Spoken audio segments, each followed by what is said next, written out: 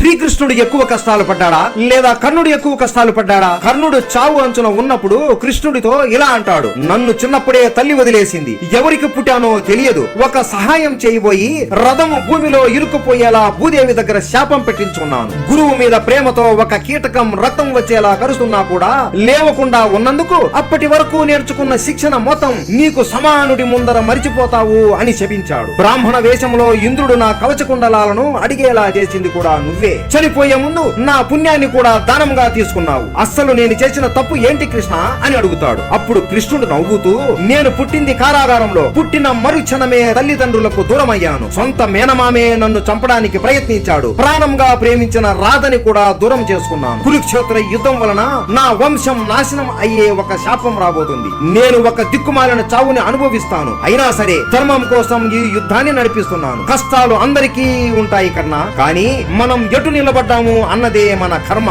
వీరుడివి అయిన నువ్వు అధర్మం వైపు నిలబడ్డావు, అందుకే ఇలా మరణిస్తున్నావు అని కృష్ణుడు కర్ణునితో అంటాడు. హరే కృష్ణ.